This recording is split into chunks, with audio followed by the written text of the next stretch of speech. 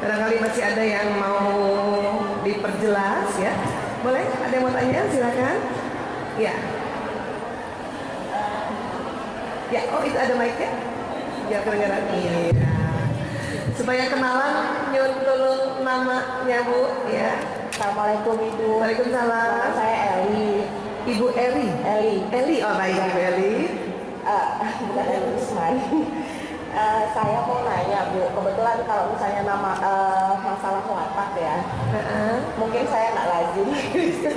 Saya termasuk yang nggak lazim, karena mungkin ada pengaruh suami juga. Karena saya lebih takut suami daripada ibu saya. Pilih apa? Pilih apa Ibu? Saya pertama artis, penulis skenario. Artis, yang keduanya penulis skenario. Tadi waktu dijelaskan mana hasrat Ibu yang paling tepat? Hasrat senang sempurna atau hasrat gembira? Mana tadi yang lebih? Gembira sebetulnya Bu.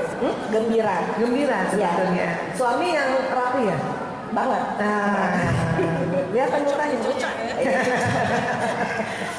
Sebetulnya sekarang saya mau tanya karena menyangkut anak saya gitu. Yang pertama itu kayaknya saya banget gitu. Kadang-kadang sampai saking saya tahunya dia mau ngomong apa, dia ngeliat saya, wah Bunda dukun gitu, saking tahunya gitu kan. Abis ini lu mau ngapain gitu. Tapi seringnya kami lebih seperti teman, tapi terkadang malah seperti musuh banget gitu dengan Ananda.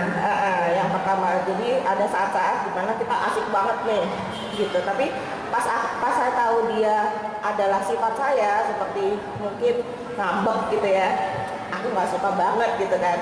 Yang ada bukannya saya ngerti, malah saya marahin gitu loh maksudnya. Karena lu tuh gue banget gitu ibaratnya kayak gitu. Jadi sebetulnya saya tuh harus gimana sih Bu? Beneran deh, karena sama sifat mungkin bukannya saya lebih ngerti, apa saya yang harus di-setel dulu supaya ngerti gitu, malah kitanya aduh Dihan, aku tahu deh abis ini kamu ngapain misalnya gitu, karena aku banget gitu. Baik Ibu, maaf tadi Ibu pilihan pertamanya artis. Sekarang setelah tadi saya jelaskan, kira-kira kombinasi watak Ibu yang mana? Yang hasrat mengatur atau hasrat damai? Lebih senang mana Ibu? Mau buru-buru ngatur atau mau yang damai, tenang aja, cepet ngalahan? Dari kecil? Damai sebetulnya Bu. Berarti Ibu sebetulnya kombinasi wataknya sanguinis ke bawah? Iya. Karena saya nggak mau ribut orangnya, ya udahlah mau damai aja. Ya baik. Ya Ibu, baik. Ada pertanyaan dari Ibu Eli. Saya tuh wataknya yang gembira, yang artis. Terus anak saya juga artis. Kadang-kadang kami kompak banget, tapi kadang bertengkar. Iya. Biasanya begitu. Watak yang sama, kayak kita bercermin loh Bu. Ibu kalau bercermin, yang pertama dilihat apa? Betulnya apa salahnya? Salahnya. Kan kalau kita bercermin kan, ya Allah ini kurang miring ya gitu ya. Ini miring. Berarti yang dibetulin yang salahnya kan? Baru terakhir baru kita lihat, oh sudah bagus. Watak sama itu sering begitu. Kita bercermin karena tahu juga kelemahannya, makanya kita nggak suka terhadap kelemahan kita, karena muncul di anak kita, makanya kita ingin betulin, kan gitu. Nah itu fenomena watak sama. Nggak apa-apa juga sebetulnya. Yang penting tahu, oh saya yang sanguinis, hasrat gembira, anak saya yang pertama juga sama, saya juga gitu. Hasrat gembira sama misalnya gitu ya. Kalau anak saya sama dengan anak saya yang keempat, saya orang damai. Ya, anak saya juga keempat yang damai. Tapi saya tahu persis kelemahan saya, jadi setiap muncul kelemahan anak saya yang keempat, saya udah ribut saja duluan. Itu wajar.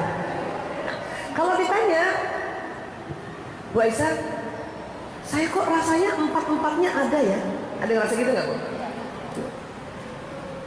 Bu, kita semakin umur, karena semakin banyak belajar, ikut taklim, seminar, baca buku, dengar tausiah entah dari siapa, maka rasanya empat-empatnya ada.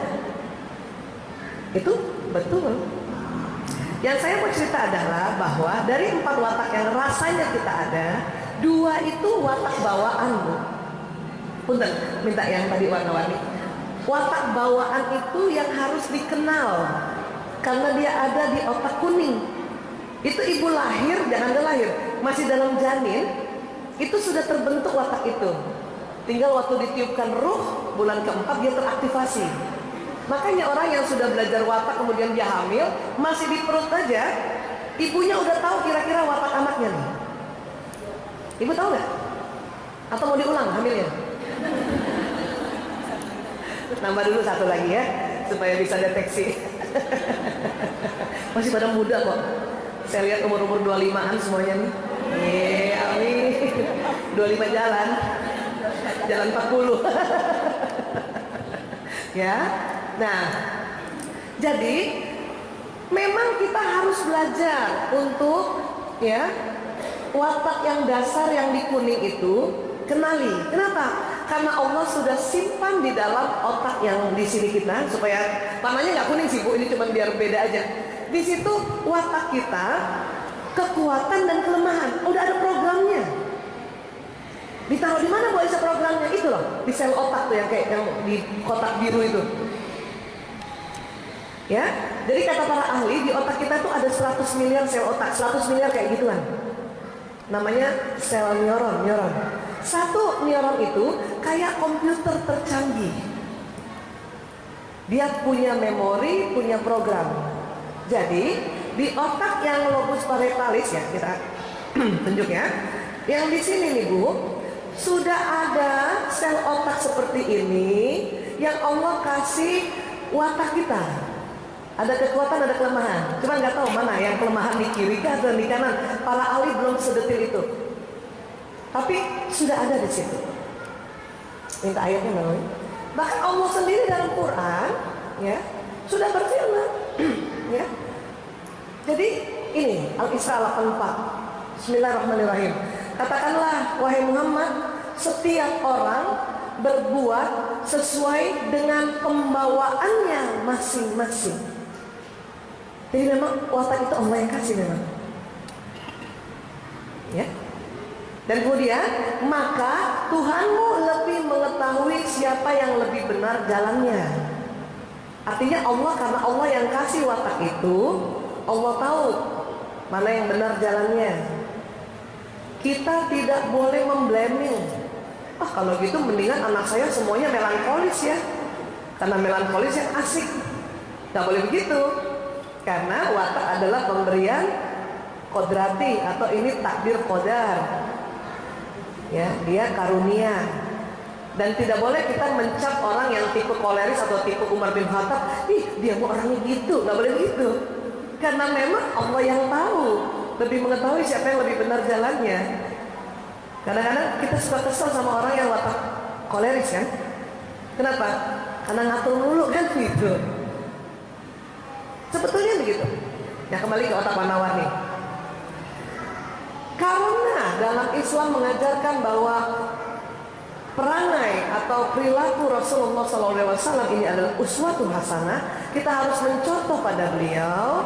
Maka pelajaran perilaku tentang Rasulullah itulah yang harus masuk di otak warna merah Bu, otak intelektual. Sahabat Nabi juga, beliau mereka ini selalu mencontoh sifatnya Rasulullah. Karena di Rasulullah itu watak empat-empatnya ada. Makanya Umar bin Khattab watak koleris.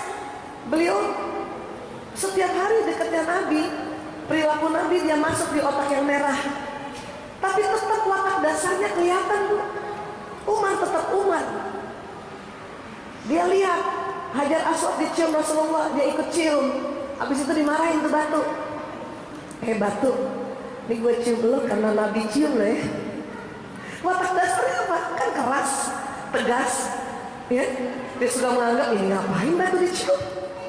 Tapi karena mengikuti sifatnya Rasulullah, perilaku Rasulullah, dia harus ikut. Tapi tetap kerasa itu, Umar itu tetap kerasa. Bisa tahu ya Bu?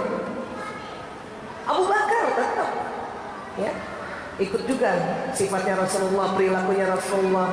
Tapi Abu Bakar marah sekali, orangnya damai.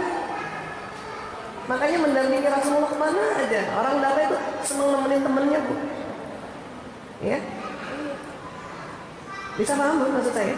Jadi watak dasar itu yang di otak kuning itu sudah ada dari sananya. Tetapi kalau kita mau memberikan sebuah peraturan, ya, nasihat, itu semua nanti masuk di otak intelektual yang warna merah tadi yang saya bikin ini, namanya lobus frontalis di sini.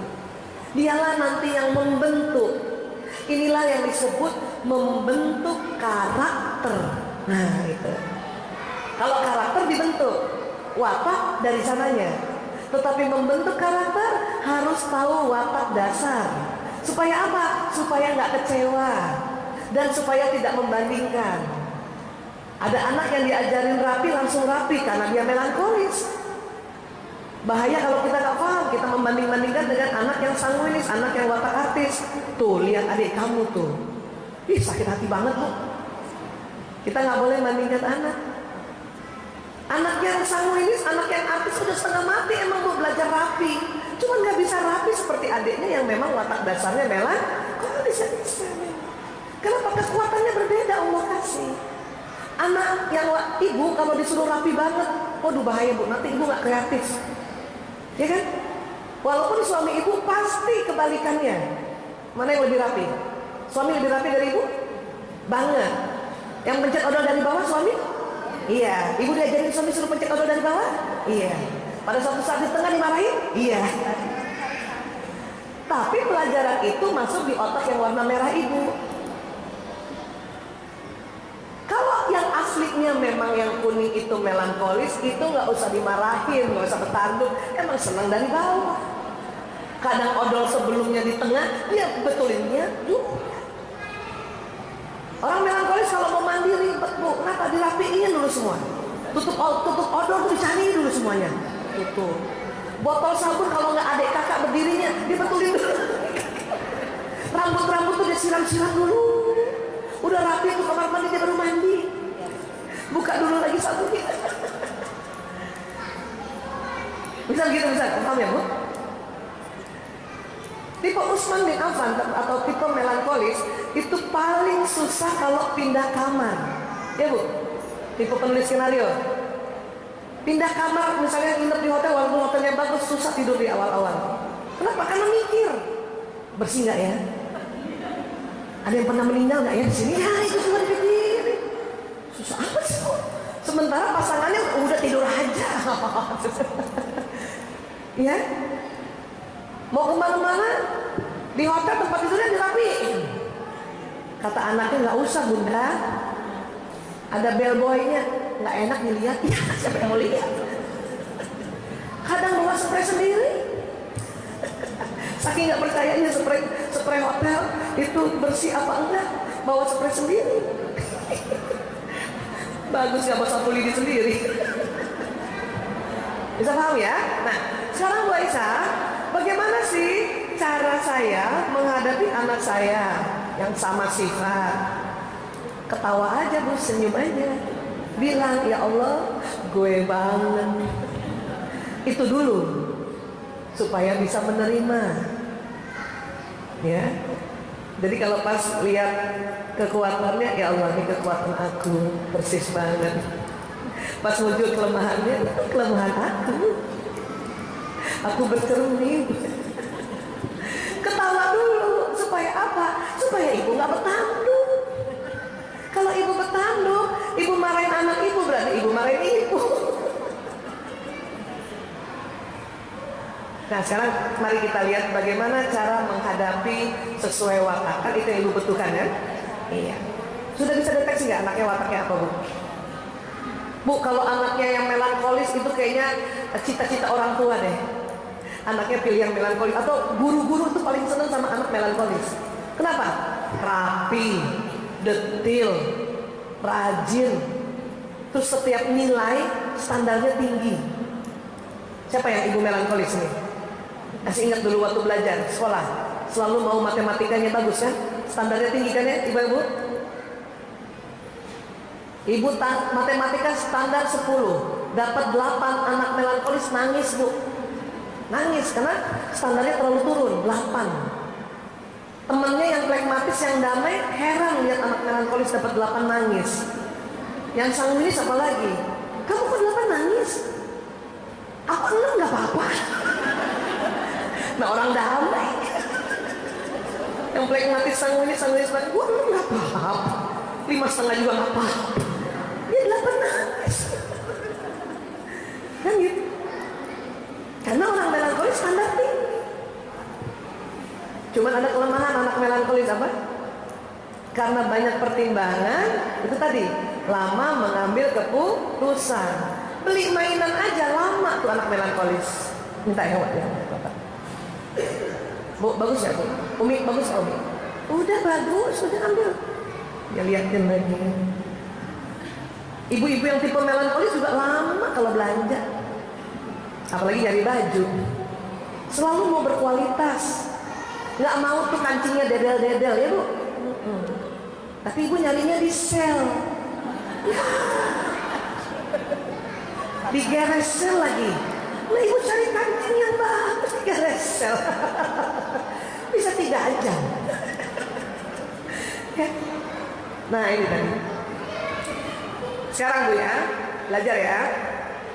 Orang yang tipenya damai atau plekmatis, siapapun kita kah, suami kah atau anak-anak, di dalam otaknya selalu bertanya diawali kata bagaimana. Bagaimana ya? Jadi kalau punya anak tipe yang ini, pengamat yang damai ini, selalu ajarkan how to-nya. Coba kamu bantu ibu ya, ambilin uang di ATM misalnya gitu ya. Saya pernah begitu sama anak semua anak yang mau ngecek aja tentang watak. Tipe yang ini langsung bingung. Kenapa? Dia butuh arahan bagaimana. Karena dia selalu bertanya bagaimana caranya, maka kasih arahan. Nah ini kartunya, kamu ngantri dulu di sana di pintunya. Kalau udah itu kamu masuk, kartunya begini ya caranya ya, masukkan dulu ya, nanti lihat ada nah begitu dia suka. Makanya anak-anak plekmatis di sekolah senang sekali akan tanya lagi sama gurunya, Bu guru gimana caranya, aku ulang lagi, diajarin lagi ya.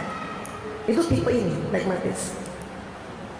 Tipe melankolis atau pemikir atau sifat Utsman bin Affan, di kepalanya selalu bertanya kenapa, mengapa. Coba ibu-ibu yang melankolis sering gitu kan? Kenapa ya? Udah jawab pertanyaannya, kenapa begini? Kenapa begitu? Kenapa? Maka jawablah pertanyaan itu. Karena anak melankolis selalu mau tanya sejarah. Mengapa begini? Kenapa? Udah ditanya lagi, dia lebih dalam lagi. Makanya disebut detail. Dia pemikir yang detail. Nah itu. Kalau yang sutradara atau watak koleris atau wataknya Umar, bertanyanya adalah apa tujuannya? Apa targetnya? Apa maunya Bunda? Jadi kalau kita ajarin anak yang sifatnya Umar bin Khattab koleris, nggak usah dikasih tahu bagaimana caranya. Ya, Ina, bantu ibu. Apa maunya ibu dari ATM ini? Apa dan berapa? 500.000. Ya sudah, dia langsung pergi. Nggak usah dikasih tahu bagaimana caranya, dia tahu itu. Tapi kalau itu yang kita kasih, begini ya nak ya, nanti kamu ngantri, kamu masukkan kartu, bosen ya. Udah tahu Umi. Yang penting aku mau tahu apa tujuan Umi suruh ngambil aku. Dan berapa maunya itu. Bu. Sebelahnya lagi wataknya Ali bin Abu Thalib atau kita sebut watak artis atau kita sebut watak sanguinis. Pertanyaannya selalu siapa? Jadi kalau diajak, ayo ke rumah tante nak, siapa aja yang datang bu? Kalau yang melankolis, kenapa harus ke sana? Kata yang koleris, apa tujuannya kita ke sana? Kata yang plekmatis, gimana caranya kita ke sana? Itu karena watak. Tinggal sekarang setiap orang wataknya dua, maka kombinasikan.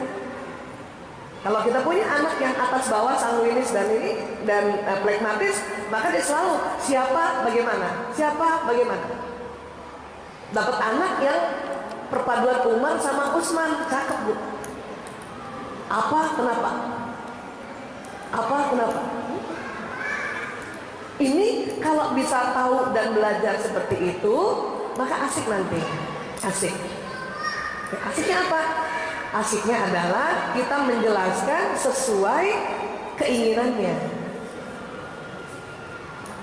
Lucunya, setiap kita jawab tidak terpenuhi kebutuhannya. Anak melankolis, dia tanya, Bunda, kenapa narkoba bahaya? Karena merusak otak. Kenapa diciptakan? Kenapa terus Karena awalnya untuk obat. Kenapa pakai narkoba obatnya? Lah dibalik lagi. Dia kenapa terus? Sama, yang koleris itu, yang Umar bin Khattab itu nanya apa terus? Ya. Apa tujuan aku sekolah Bu? Ya supaya kamu pintar. Apa benar kalau aku sekolah pintar? Nah, nanya lah. Apa targetnya? Apa indikasinya aku pintar? Ya Allah, apa-apa. Yang satu juga gitu, siapa itu? Siapa aja? Nanti ada sepupumu. Selain dia, siapa lagi? Nanti ada sepupu keduamu. Sudah itu, siapa aja nanti? Tante-tante, siapa. Makanya kalau nanti diajak taklim, beda-beda tuh pertanyaannya. Tipe yang artis akan tanya, siapa yang bawain? Nggak butuh apa yang mau dibicarakan. Siapa? Ustaz Mansur, pokoknya gue datang deh. Apapun yang dibicarain, gue datang. Oke. Kalau yang tipe itu pelaku, yang tadi sutradara selalu tanya, apa yang dibicarakan? Apa tujuannya? Yang bawah nanya lagi, kenapa dia cerita itu? Ya. Nah, yang phlegmatis kalau ikut seminar selalu ingin tahu bagaimana caranya. Ya itu dulu. Sudah dapat? Ya. Terus ada lagi. Yang atas itu tipe yang disebut ekstrovert. Pernah dengar Bu? Ekstrovert. Yang bawah introvert. Kalau saya bilang introvert, apa yang terbayangkan oleh teman-teman, ibu-ibu? Kalau saya bilang introvert, diam, apa lagi? Menyendiri. Kalau saya bilang ekstrovert, apa yang terbayangkan oleh teman-teman? Ekstrovert dan introvert itu adalah gaya dialog. Introvert adalah gaya dialog ke dalam. Dia lebih senang apabila ada ide, ada masalah, dia dialog dulu sama dirinya. Kalau sudah mantap baru mau cerita sama orang lain. Itu introvert. Kalau ekstrovert, gaya dialog keluar. Ada ide, ada masalah, dia cari dulu orang untuk dia ceritakan, baru dia pikirkan. Kalau ibu wataknya yang di atas, dua-duanya di atas, berarti ibu ekstrovert banget. Ciri khasnya ceplas-ceplos, terbuka, belak-belakan. Ya, itu ciri khas. Tapi ekstrovert itu gaya dialog. Kalau ibu yang wataknya di bawah, ada dua-duanya di bawah. Ya, berarti itu ibu introvert banget. Ibu seneng kalau ada apa-apa ngomong dulu sama diri ibu. Kalau sudah siap baru ingin cerita. Ya, ada yang watak ibu atas bawah atau bawah atas. Berarti ibu kadang ekstrovert, kadang introvert.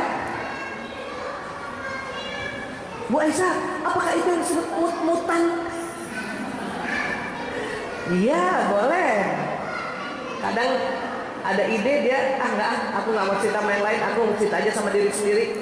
Kadang minggu depan, saya mau cerita dulu sama orang lain, baru saya pikirkan. Nah, itu yang kombinasi atas, bawah atau bawah, atas.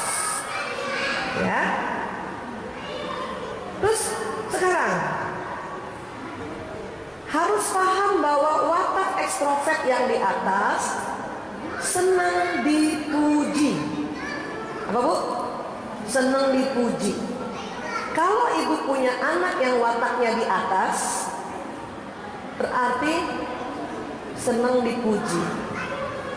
Kalau gitu gimana? Ibu mau kasih nasihat, puji dulu. Ya. Kok bisa begitu Bu Aisyah? Iya Mem, supaya otaknya terbuka, supaya otak merahnya terbuka gitu. Tapi ada beda Bu. Yang wataknya sanguinis, yang dipuji kecantikan, ketampanan, itu lebih senang. Yang koleris, yang senang dipuji adalah hasil karyanya. Kalau wataknya dua-dua, ya dua-duanya dipuji, ya tampannya juga, hasil karyanya juga. Contoh anak saya yang pertama itu anaknya atas-atas semuanya, sanguinis koleris. Kalau mau kasih nasihat sama dia, pantang dikritik. Oh, dia pasti denial. Puji. Suatu ketika dia pakai baju, laki-laki ya, anak saya Mas Lanang. Atas kotak-kotak, bawah garis-garis. Buat anak yang di atas, nggak peduli, yang penting gue pakai baju. Cuma ibunya agak silau lihat matanya. Atas kotak-kotak, bawah garis-garis. Selalu begini. Bu, bagus ya baju aku? Iya nak, bagus. Lebih bagus lagi kalau diganti. Yang mana Bu? Yang bawah boleh, yang atas Pak. Dia ganti. Pas ganti bawah kembang-kembang. Aku udah ganti Bu, bagus ya? Bagus, keterkinian. Dia senang. Ada yang polos nggak Mas? Yang mana? Yang bawahnya. Lebih bagus yang polos. Mau. Tapi kalau dia udah pakai begitu kotak-kotak garis-garis, Bu, bagus ya? Ya ampun, kombinasinya jelek banget sih Mas. Malah nggak mau diganti. Suka-suka gue. Kalau yang pertama diganti kan, ada upaya mengganti kan? Ada upaya mengganti. Nah, itu tadi. Watak bawah, anehnya memang berbeda, namanya juga introvert. Nggak suka dipuji. Ibu mana ibu yang watak yang ada dua-duanya di bawah? Ibu dipuji, nggak suka Bu. Oh yang bener. Walaupun hidung kembang-kembis. Tapi yang di atas, kalau dipuji, gue. Ini juga udah kurang. Jadi kalau mau memberi nasihat pada yang di bawah, bukan dipuji. Karena nggak suka dipuji. Kenapa? Karena yang di bawah itu pemikir dan pengamat. Dia lebih suka kamu kasih tahu apa salah saya. Ya kan Bu? Ibu, wah, Ibu rapi banget, atas-atas rapi. Yang kita puji kan? Ah biasa aja. Gitu. Walaupun sebetulnya senang, cuman responnya seolah-olah tidak senang. Gitu.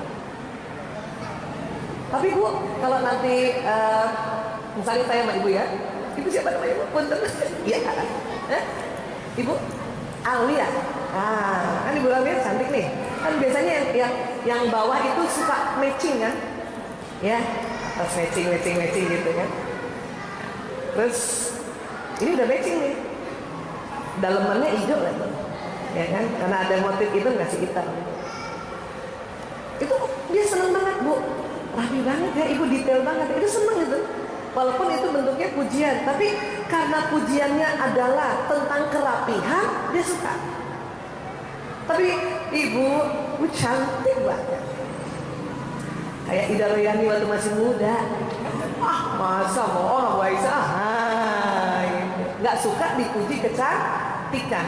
Tetapi kalau kita puji tentang memang dia detailnya, rapinya, itu masih suka. Tapi lebih suka lagi dikasih masukan. Bu, kalau kudungnya hijaunya juga kayak gitu lebih keren deh. Oh iya gitu. Itu karena watak. Siapa yang anak Ibu yang suka muji sendiri? Ada? Nah, berarti itu watak atas Bu. Jangan dibilang kamu nih riak banget, jangan gitu itu. Terimalah bahwa itu watak karakternya untuk dia menaikkan self esteemnya gitu. Anak saya yang pertama tuh ya Allah, baru juga bikin sesuatu keren ya mulai, keren nggak? Terus adiknya yang watak bawah banget nomor 3, wahan gitu doang keren. Tapi karena kami tahu itu karena watak, ya sudah, tidak jadi masalah gitu, karena dalam surat Al-Isra ya, sesuai pembawaannya masing-masing, dan Allah yang lebih tahu jalan yang benarnya. Jadi nggak boleh mengklaim, wah kamu wataknya jelek, kamu nggak boleh. Ya. Anak saya Bu, karena kami ya, saya mendapat karunia belajar watak sejak tahun 2000. Jadi anak saya sejak kecil-kecil saya kasih tahu, watak kakakmu yang begini, watak ini, kekuatan ini. Saya bikin listnya, kekuatan kelemahan nih, tam. Mereka hafalin. Anak nomor 2 Umar bin Khattab. Kebayang nggak? Bagaimana seorang Umar? Nah, nanti kamu gini ya. Gak bisa Bu, kamu gak bisa. Selalu mau membangkang terlebih dahulu. Banyak ibu-ibu kalau anaknya, ada siapa yang anaknya suka membangkang? Hah? Kesel ibu? Gak usah kesel Bu, bilang ya Allah, Umar banget. Ada Umar di rumahku. Dia leadership. Karena memang tipe itu tipe yang gak suka diajarin, karena dia selalu mau ngajar, dia selalu mau ngatur, dia gak mau diatur. Paham ya Bu? Jadi apapun jangan marah dulu, senyum aja. Oh ini tipe ini, oh ini tipe ini, oh ini tipe ini. Supaya apa? Supaya anak-anak merasa orang tuanya menerima aku apa adanya. Dengan orang diterima apa adanya, malah nanti bisa kita arahkan untuk mencari kekuatannya. Ya, next. Apa gunanya kita mencari watak dasar? Supaya tahu bahan aslinya apa. Sama, ini meja bahan aslinya apa, kita harus lihat kan?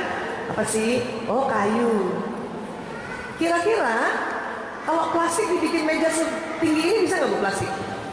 Bisa. Besi bisa nggak? Bisa. Batu? Bisa. Kalau kita tahu bahan dasar, maka untuk membuat sesuatu kita tahu apa peralatannya.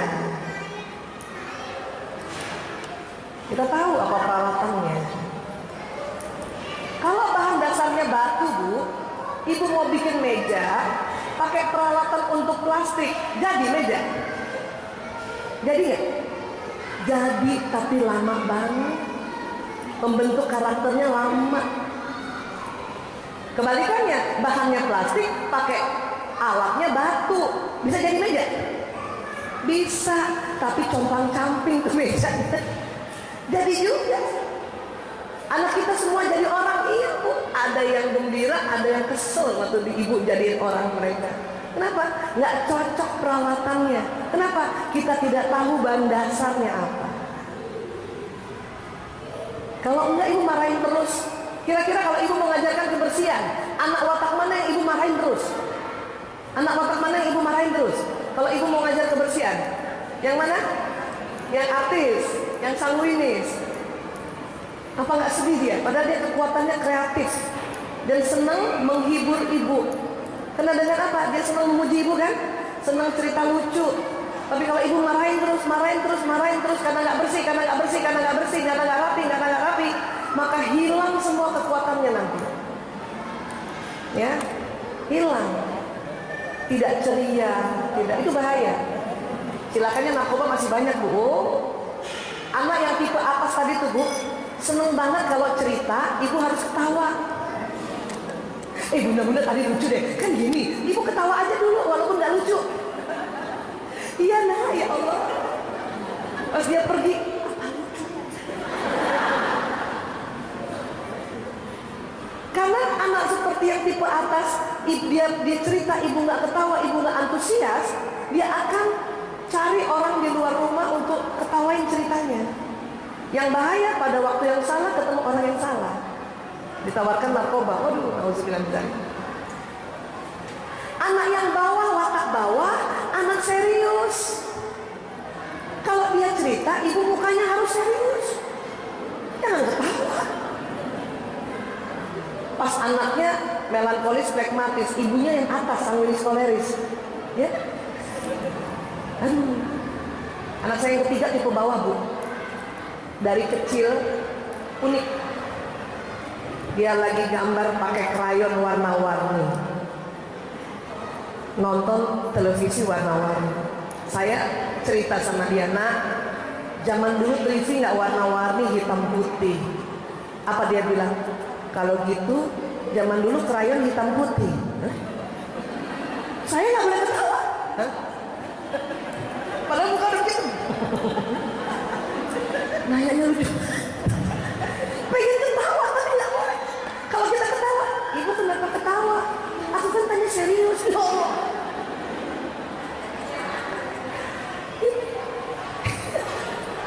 Dia tanya serius, tapi kita lihat pertanyaannya unik. Kita mau ketawa kan?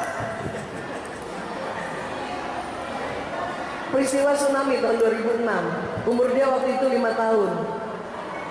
Dia lihat di TV orang rame lari-lari.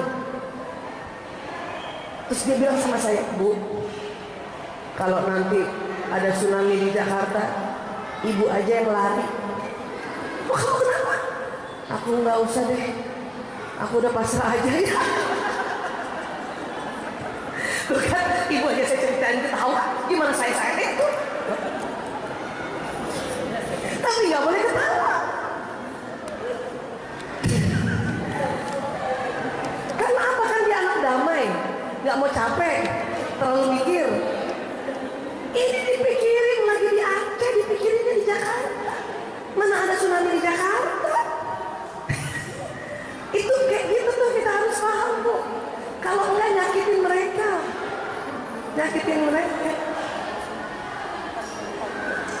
Sekarang kita cek ya, ibu bisa tahu nggak? Dari kecil nih. Yuk. Ini watak apa nih kalau punya bayi kayak gini? Pakai bahasa Latin deh yuk. Sanguinis, koleris, melankolis, flegmatis. Watak apa ini? Sanguinis. Anak sanguinis dari kecil Bu, mau digendong orang dia ngikut. Ketemu orang senyum. Enak gak? Bahayanya apa? Bisa diculik ya.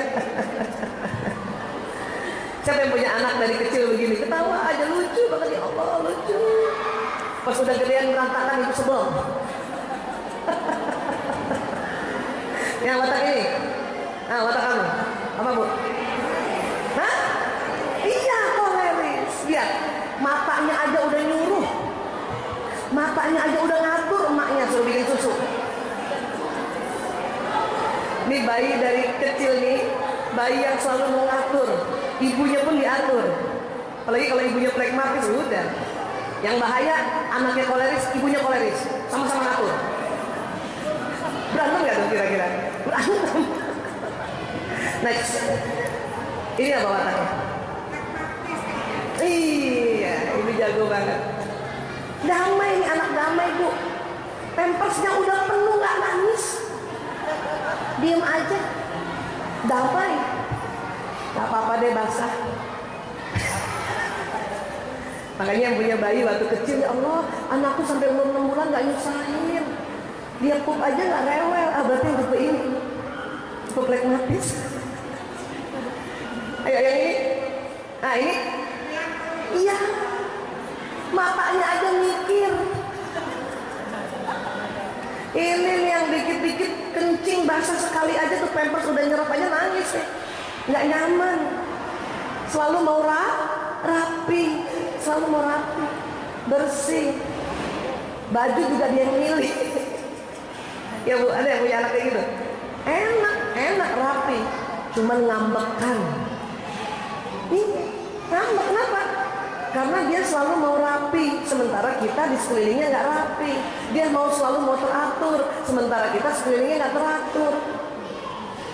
Dan dia kalau mengerjakan sesuatu harus kerja betulan, selesai betulan, baru dia mau lapor sama orang lain.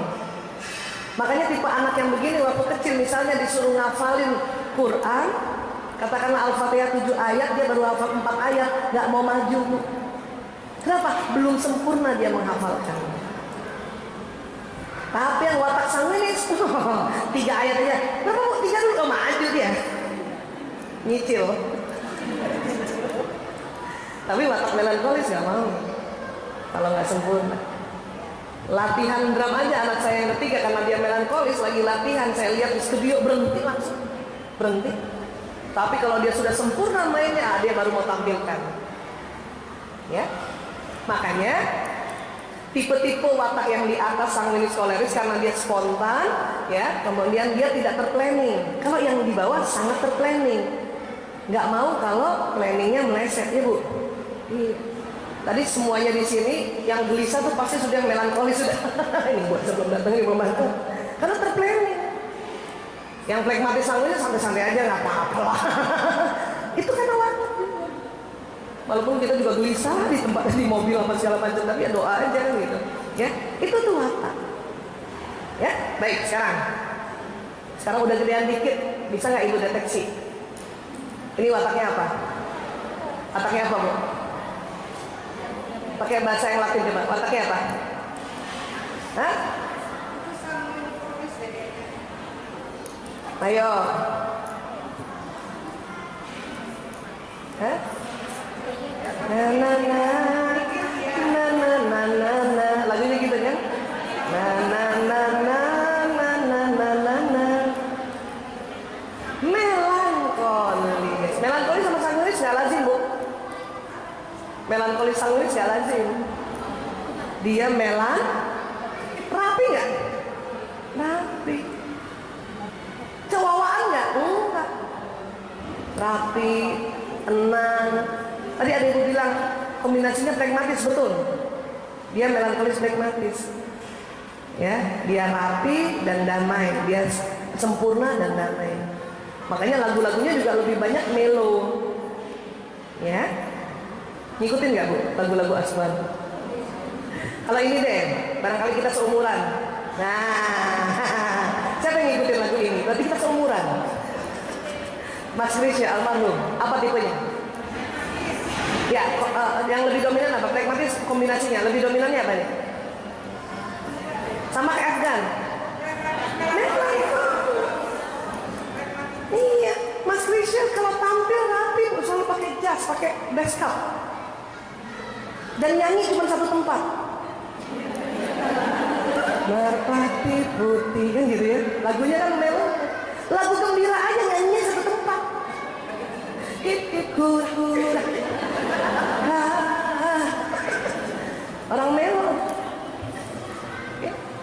Next. Ini. Betul sanguinis. Mas Tukul kalau punya acara itu nggak usah baca detail skenarionya, dia nggak suka, spontan semua, cuma dibisikin aja sama produser, nanti bapak begini, udah jalan. Nih next, kalau ini Arman Maulana, sanguinis apa? Betul, orang tipe atas tubuh energik banget, dia nyanyi bisa naik tangga dari ujung sampai ujung. Ya. Kalau ini sanguinis, kencing aja spontan. Kalau lagi manggung udah spontan dong. Makanya hampir opera Van Java yang zaman dulu tuh orang isinya sanguinis semua. Makanya nggak ada skenario, cuma dikasih bisikin dia langsung jadi. Tapi stand up komedi semuanya rata-rata 90% melankolis, pragmatis. Kenapa? Harus terstruktur, harus tertulis. Makanya kalau nonton stand up komedi, anak saya yang melankolis ketawanya lebih kenceng karena dia paham. Tapi nonton opera Van Java yang sanguinis yang ketawa kenceng. Mr. Bean, orang melankolis, ketawanya kenceng tuh. Karena tahu lucu. Saya cuma nanya, lucunya di mana sih? Lucu lagi Bu. Halo. Kalau ini, nah lihat suaminya, watak terbalik dari Mbak Nunung. Mbak Nunung sanguinis, suaminya melankolis. Ya melankolis koleris bisa. Walaupun seniman, tetap rambut panjang tapi selalu rapi, wangi, detail. Yang rapiin barang-barangnya Mbak Nunung suaminya, karena dia melankolis. Nggak apa-apa Bu. Kalau suami yang melankolis itu seneng banget rapiin barang-barang istrinya. nggak apa-apa. Yang apa-apa ibu mertuanya.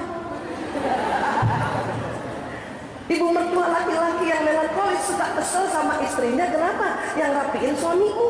Tapi si suami nggak apa-apa, memang kesenangannya. Tapi untuk di Indonesia belum bisa. Untuk di Indonesia yang diminta kita yang rapiin barang suami walaupun berantakan.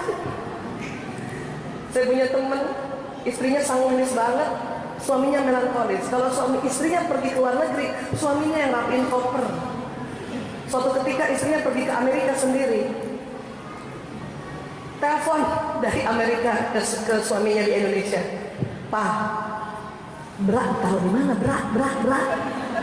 Kata suaminya, udah dijadiin satu sama hari Senin. Yang hari Senin tuh kamu buka bajunya udah ada bra sama CD di situ sudah. Yang hari Selasa juga. Namanya istrinya sanguinis. Nyari kayak pelan-pelan, nggak dapat satu jempol, hancur semua tuh koper. Kalau ada suaminya ngikut pasti dia ngerapin lagi kan?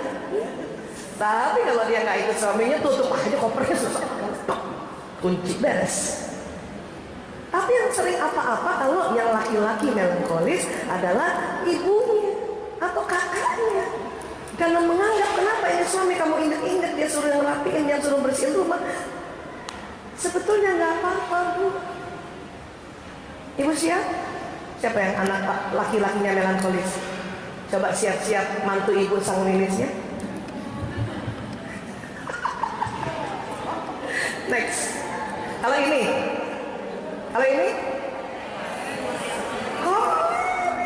banget. Dia 80% kolerisnya, melankolisnya 20%. Dia mau ngatur dan rapi. Ya. Makanya walaupun dikasih nasihat, udahlah Mas Dani jadi pemusik aja, ngapain masuk politik, nggak suka. Emang orang koleris seneng organisasi. Orang seneng organisasi, ikutan juga. Ya. Punten, ini pembelajaran saja ya. Karena dia artis, tanpa saya harus minta izin diomongin boleh. Ya, oke, next. Kalau ini mantan istrinya Mas Dani dulu.